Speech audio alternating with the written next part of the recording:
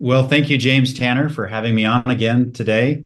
Again, this is Kimball Clark and James Tanner. We're going to do a quick demonstration today of how Kindex can automatically transcribe the entire contents of your archive, the entire contents of a collection, or individual records one by one, or five by five, or whatever you want to select. So there's three different levels of record arrangement in Kindex, and that is on the archive level, on the collection level, or the record itself. So we're going to demonstrate that today. Yeah, well, But before yeah, go ahead. I was going to say we're here because we have a common interest. I have lots of information.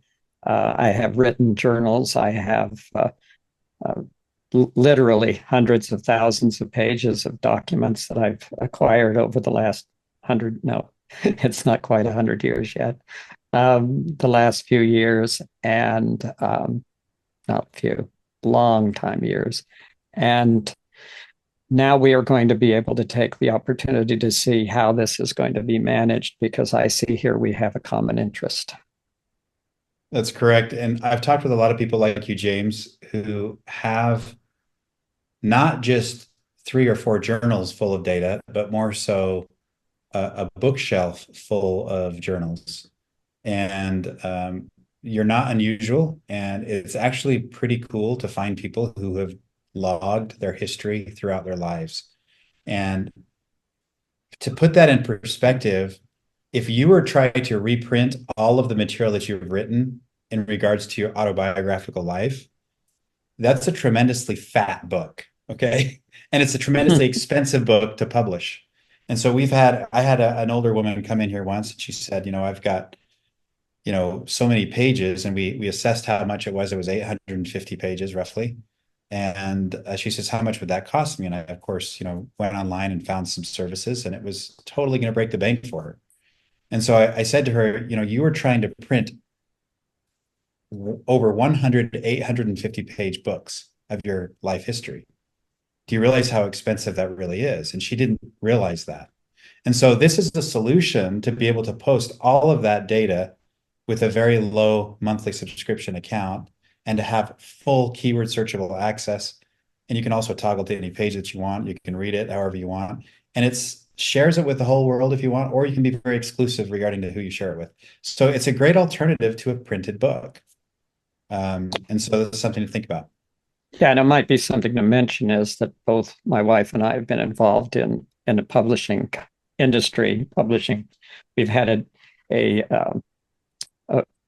graphic design and publishing company for well over 30 years, probably 40 years now, and we've published a lot of books for people. And I can I can tell you it is a lot more expensive than they think that it's going to be, even if they Right. only get 8 or 10 copies of the book. It turns out to be running like this was years and years ago, but it was running at least in between 80 and $100 a book just for like a 250 or 300 page book. So, Yeah, and we actually share the graphic design background. I majored in that as well at Weber State University. That's the purple. Okay, go Weber State. So anyway, so if you see on this screen here, we've got 292 records in this archive. One of the other advantages that you get with a Kindex archive versus a printed book is the ability to actually have audio and video, which of course you can't print.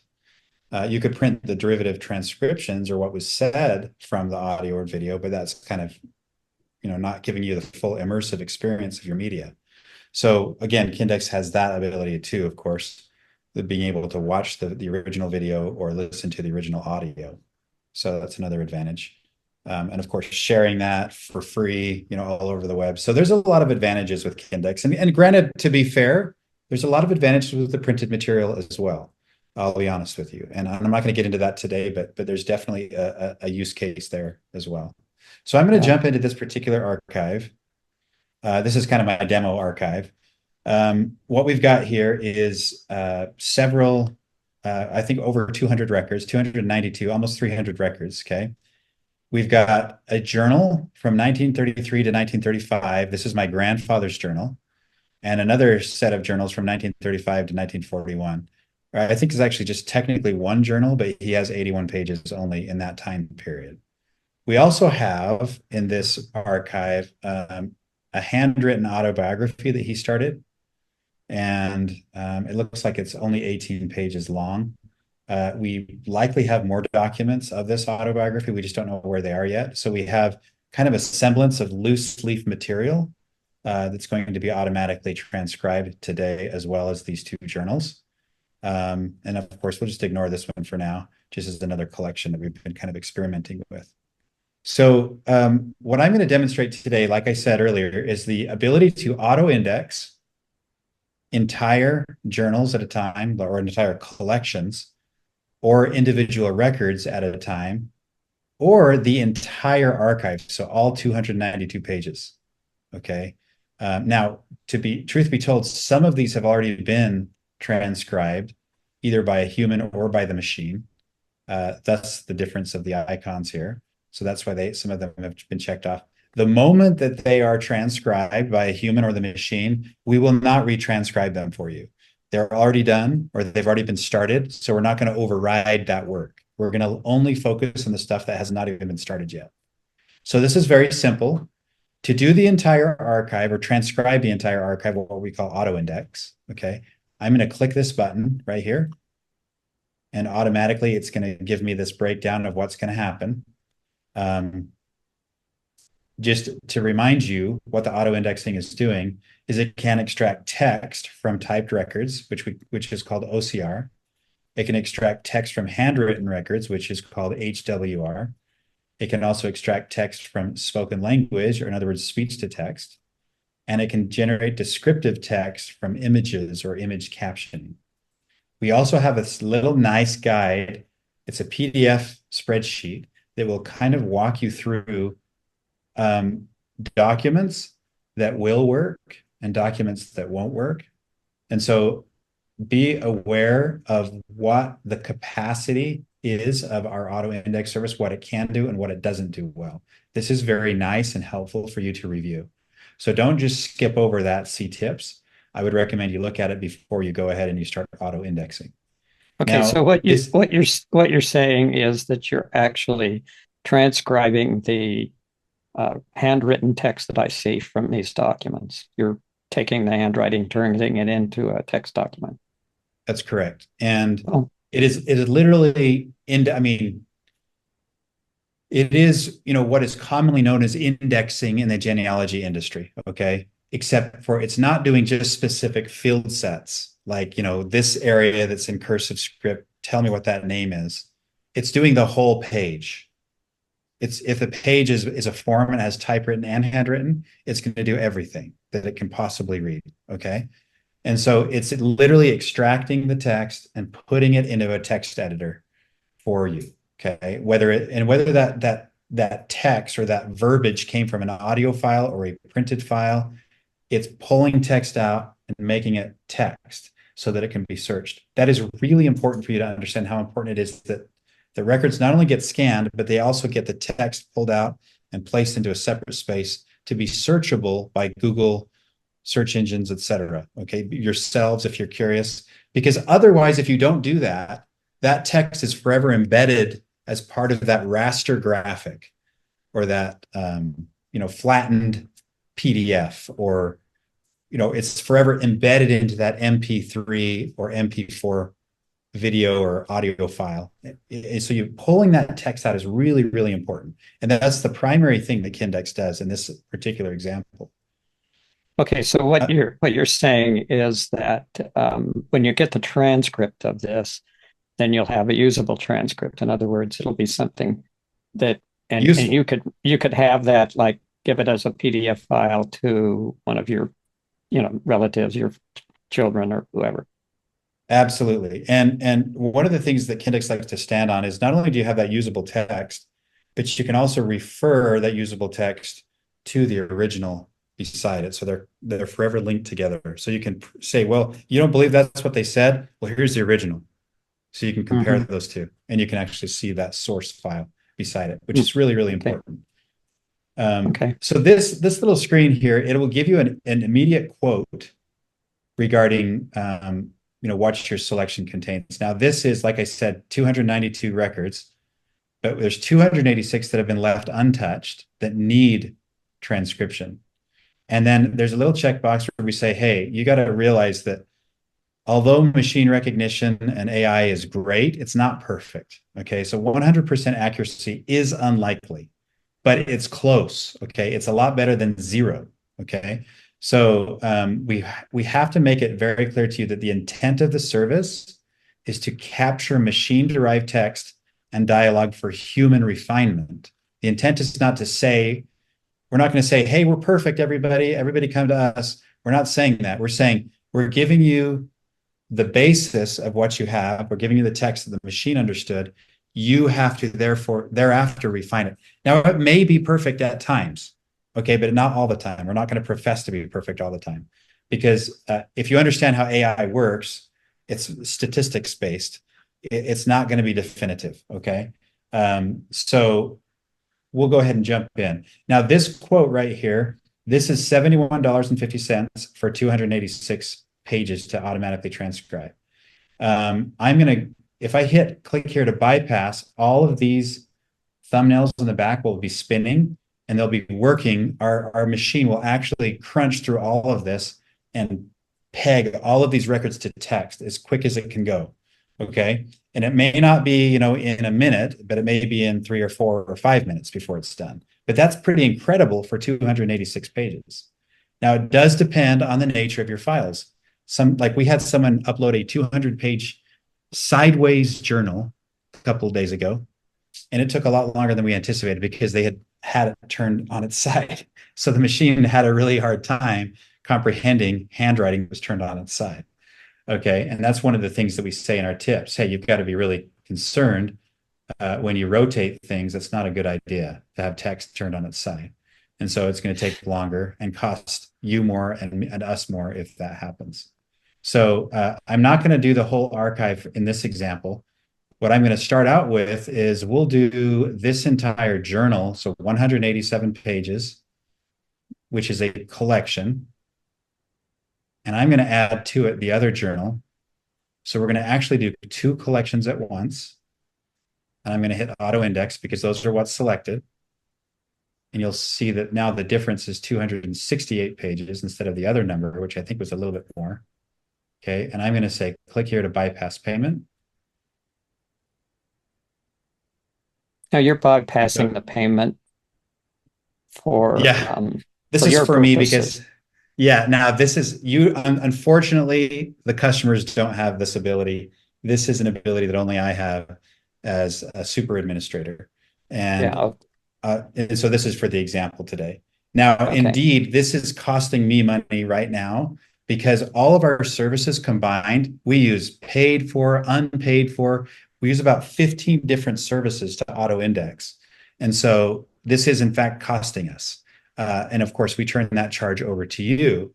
But I just want you to be aware of what's going on. So I'm going to go ahead and say, okay. And as you can see, we now have spinning circles on all of these records. Okay. Let's look at everything that's happening right now. So all of these records are getting what I call processed or going through processing right now. Now, while those are happening, I'm going to teach you now how to exclusively auto-index individual records, not entire collections. So I'm going to deselect these collections. I'm going to select this one collection. And let's suppose that we're just going to transcribe the first 5 pages of this biography. And as you can see, I'm selecting this little box, this little gray checkbox to the left bottom corner of every thumbnail. And I'm going to hit this auto index. And it says, okay, your record selection contains 5 pages and 0 minutes from eligible records. So I can go ahead and I can bypass the payment on those. And I'm going to do that. And it's just going to now auto transcribe those 5 records. Now, if I want to see the status of where everything is, I simply hit refresh. Okay. And you can kind of see kind of where everything is. I bet by this time we should have some of the pages done from the journal. We do. We have quite a bit done. As you can see, it's working on all the others. So very rapid in what we got here. Let's take a look. Let's start from the very beginning, and let's take a look and see how our success is going with this. Now, my grandpa may not have had the best handwriting, so we'll kind of get to see how the machine is interpreting his handwriting.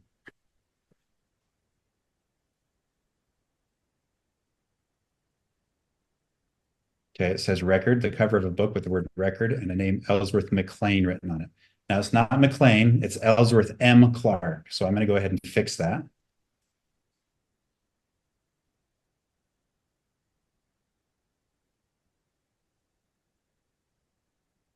And I'm going to say that's complete. I'm going to move on.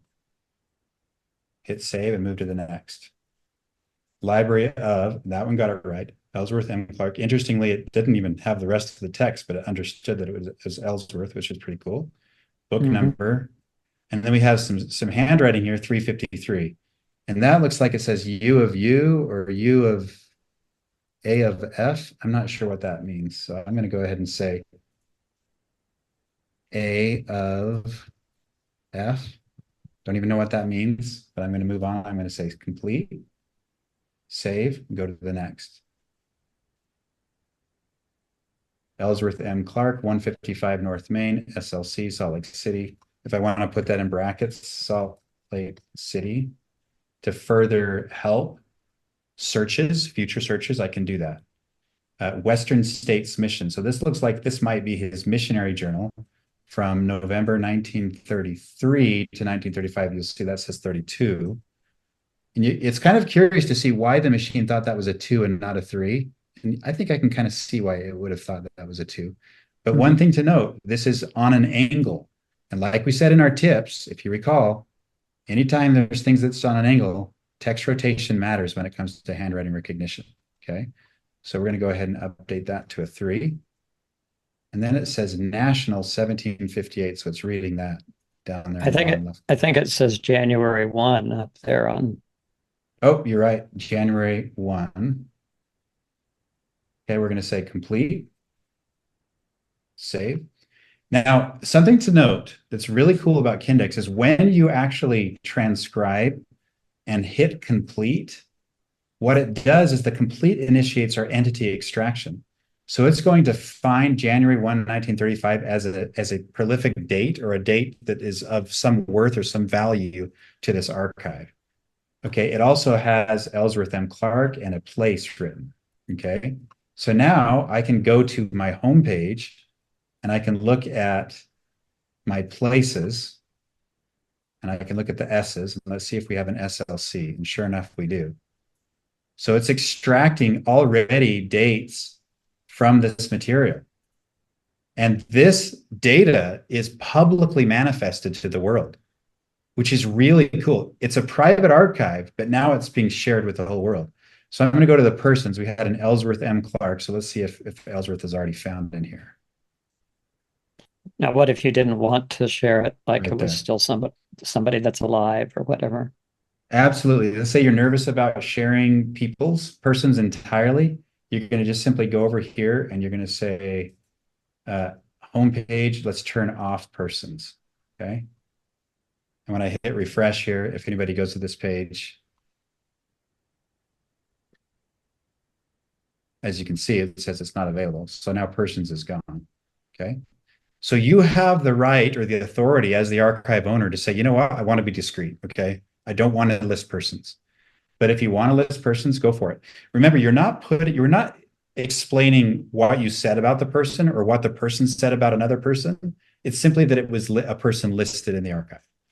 And so it's not necessarily that you're revealing details about a person. You're just mentioning the person's name. That's all. So I'm going to turn that back on. We'll say on. Refresh. And persons is now available. And as you can see, we do have Ellsworth M. Clark written in there. And if someone, is curious about what Ellsworth M. Clark said, if they have access and they click on it, they will be able to see every mention of Ellsworth M. Clark. If they don't, have access, it will give them a prompt saying, sorry, you've got to beg for permission to get into this archive. Okay. And so, of Oh, course, you can okay. explain to the archive owner why you think you need to have access. But in this case, I have access. So I'm going to go ahead and click on that. And there it's going to give us automatically all the mentions of Ellsworth M. Clark thus far. Now, remember, all the mentions of Ellsworth M. Clark that I've hit complete on, not the mentions that I've left in progress. So let me get back to that. So I think this is probably where I was at. Um, maybe not exactly where I was at. So if I leave this in progress, it's not going to pull that name in, Okay. okay, which we called entity extraction. Okay, here's the very first page that has really a lot of data. Received a call from the church to perform a short-term mission in the Western states, November 15th, 1935. Looks pretty good, right? Was that 100%? Says 33. Oh, 33, you're right. I saw a 5 there myself too. That's funny. Thank you. Good eye. It's always good to have two people, right? So if I hit 1, we also have page 1 listed.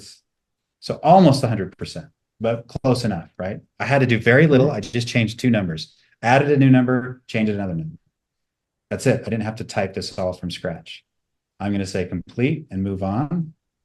We move out, zoom this out just a little bit. We also have this material here. This was just a bad scan. I happen to know why this was a problem because the paper was glued and we didn't want to tear it to overlap this 3. So we certainly could have cropped that out, but we just left it as is. We're going to go to the next.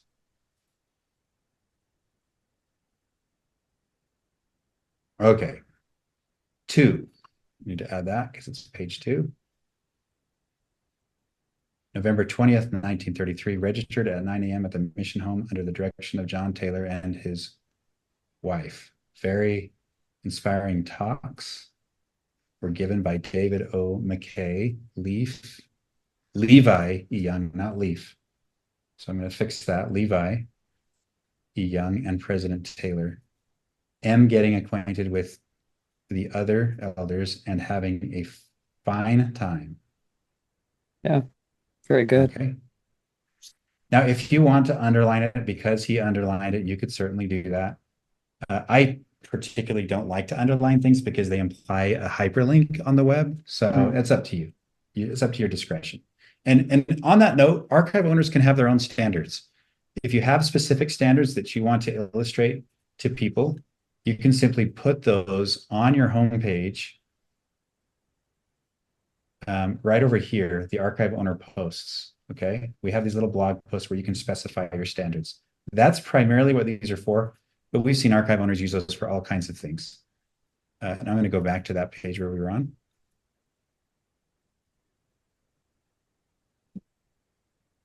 Jump back here. Okay. Attended classes most of the day, was able to eat dinner with Dorothy and my mother.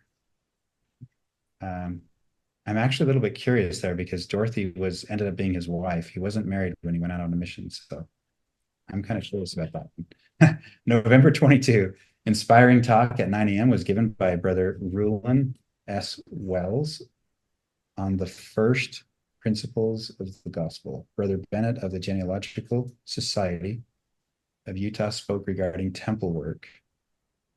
Brother Reynolds, yeah, that's right, Brother Reynolds told us where and when we were to leave and the cost of transportation. I am to leave December 1st at 9 o'clock. Oh, that was 2 o'clock. So I'm going to change that to 9. Complete. How am I looking, James? Is this looking good? Yeah, this is really interesting, and it's doing a really good job. Yeah, we're Um, going to move on. yeah, let's. What I might suggest is going back to where we were with the whole transcription to see. Yeah, let's take a look. So let's see if we're all done. We got 3 pages. Well, let's do a few 500 per page here. Reviewing the whole inventory. It looks like everything is actually machine recognized. We're done. Okay. Okay. That's pretty So, incredible. I just wanted to get a feel for how long this was going to take, and that would yep, be a yep, reason to come back. for sure. Let's take a look at one of these individual records in the handwritten autobiography. I'm kind of curious to see how it handled his handwriting at a later time in his life. So we've got page 3. Plump wife. He wrote that right twice, right? Back home to Georgetown, he started plans to care for and make a livelihood for his small and new family. So pretty impressive what we're Yeah. seeing here. Now we have this struck through here, business acumen, father, something launched, maybe bought a small Mm. or landed. I'm not sure. But let's suppose it was launched. Okay. And he struck that out. So I could add that and I can strike through here and I can hit save and I continue on. see. Okay. Okay. So we have a lot of these nice little settings here. Yeah, it's very Uh, helpful from a genealogical standpoint to do a complete transcription rather than just skip over right. some of the things that were said. Even if they're Right. mistakes or strike throughs, they're important. Yeah. And you'll find that, it's not going to be 100% accurate, like I've said, but hey, I mean, what it can do for what it's doing is incredible. And even though we're not marking complete on everything, we can actually search anything. Go ahead and give me a term, James, to search from 1933 to 1935, or what, 1933 to 1941. Uh, Train. train. See if there's any mention of train. Yeah, there's quite a few mentions of train. Obviously, it was one of the main means of travel back then, Yeah. and training is coming up as well. So if I wanted to do, this is a missionary journal. I believe he served in Colorado. Uh, okay. I could do, let's see what he said about God. Okay. Okay. So already we have data that's relevant and searchable. Even though I haven't transcribed all of this material, we only have 2% completed to be indexed, that is officially indexed. But we still have at least everything in progress thanks to auto index or handwriting recognition, speech to text, all this myriad of automatic instant recognition that our system can do. So, James, do you have any further questions for me? No, I think that's great. That's a very good introduction, and I appreciate that. Um, it gives me a lot of things to think about. My journal is about 60 volumes long, and I don't even know how many pages it is. So that would be interesting to figure out. I will know after I do PDF copies of it, though. Right. Well, thank you, Yeah. James, for your time. And I Okay, thank hope you. if any of you have any further questions, feel free to take a look at this next screen here that just has instructions on how to reach out to us. We provide trainings on Tuesdays, demos on Tuesdays. Tuesdays are a big kind of show off day. So we're more than happy to help you with anything. And our number is 801-458-0282. You can contact us at sales@kindex.org. SALES at kindex.org.